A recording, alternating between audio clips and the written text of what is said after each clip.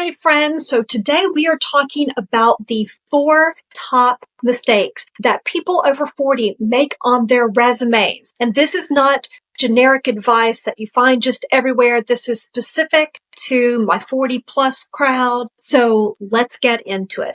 Hi, I'm Michelle. Welcome back to Connect. I have over 12 years experience as a hiring manager, and now I am a career coach who works specifically with people in midlife careers. Part of my services is writing resumes, so this topic is well researched on my part.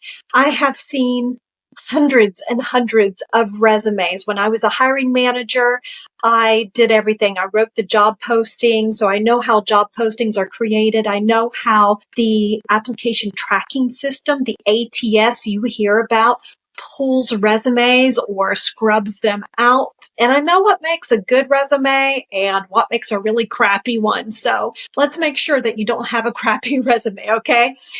The number one thing is not having an updated resume. I know that seems like generic information, but here's the deal. 40% of employees do not have updated resumes.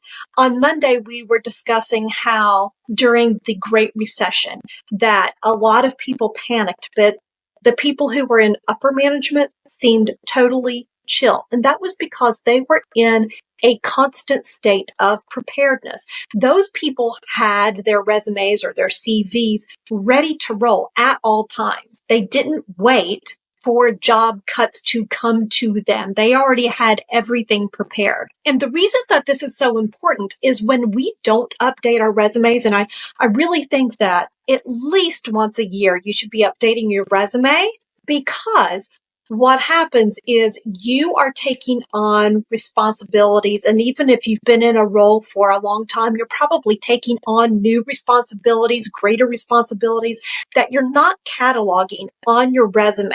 And we kind of forget about those job duties or those skills that we've built, and they're not represented on our resumes. On Monday, I had you write a list of every single job duty you do. I told you to be hyper aware during your work week and to note everything, your hard skills and your soft skills. Now is when they come into play.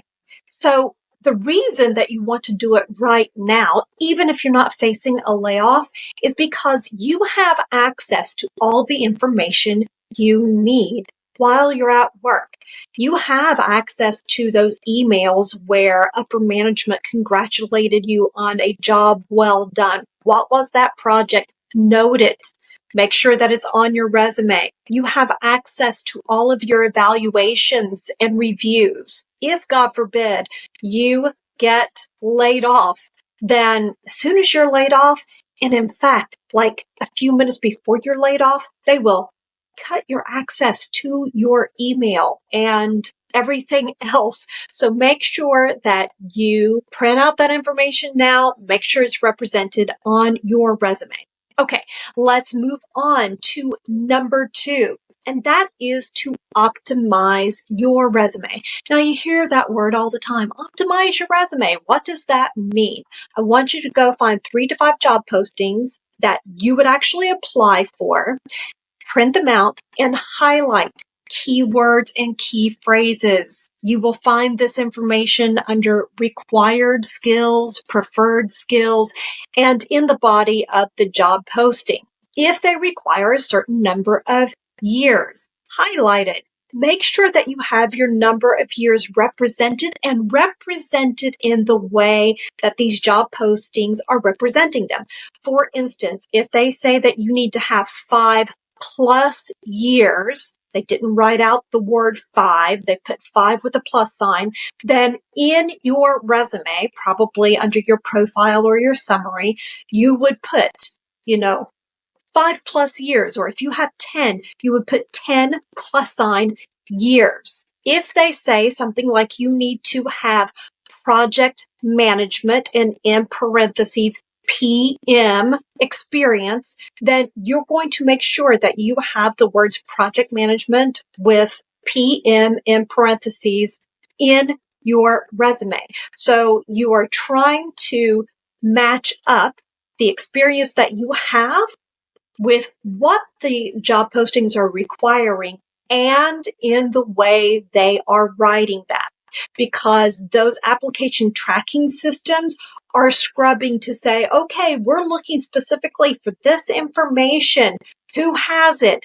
And they are looking for those keywords. If you have an abbreviation and they don't have that abbreviation, they have the full word spelled out, they're not going to catch you. So you need to be aware of that. So make that happen ASAP. All right. Number 3 is not including metrics.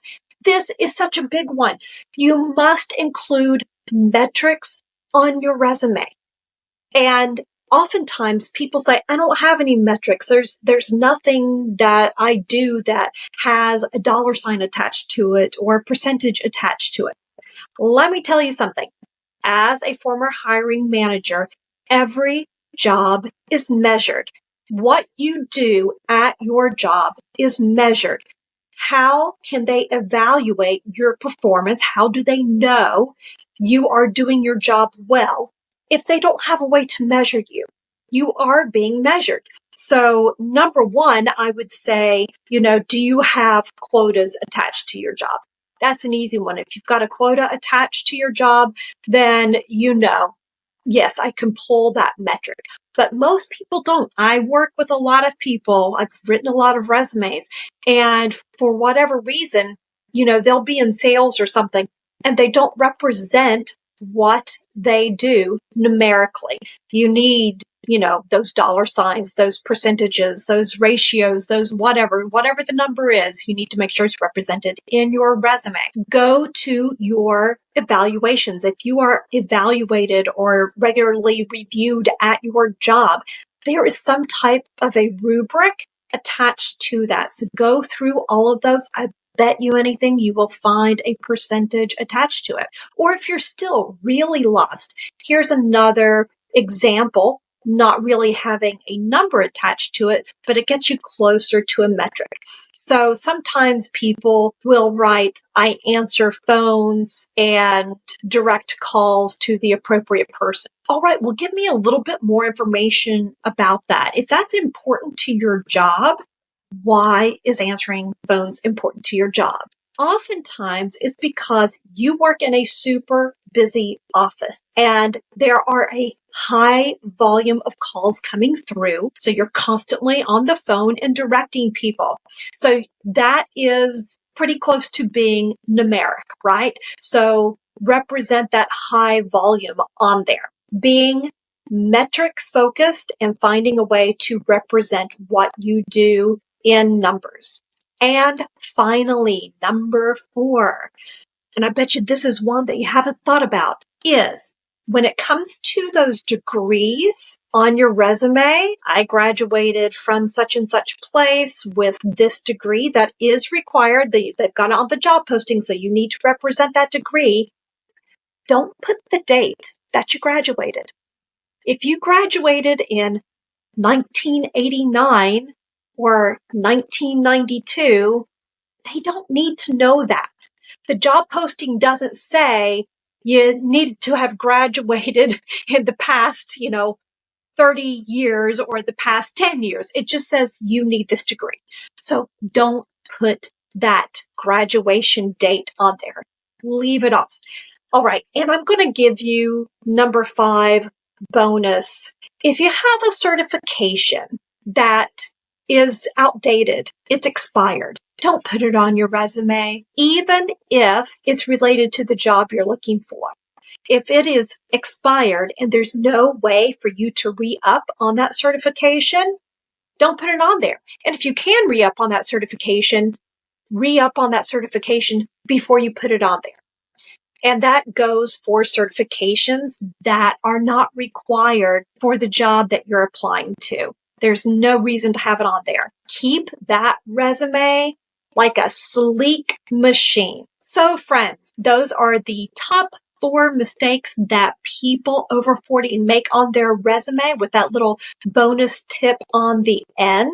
So which ones are you going to put to work and start updating your resume with first? Drop them in the comments below. And are there any tips that have been really helpful for you that I didn't share? Put them in the comments. Remember, we are all a body of knowledge, and when we help one another, we make one another stronger. If you found value in this video, please give it a thumbs up and consider subscribing. And if you like this type of content, click on the video showing on your screen now. And until next time, friends, I'm sending you all peace, love, and harmony. See you next time.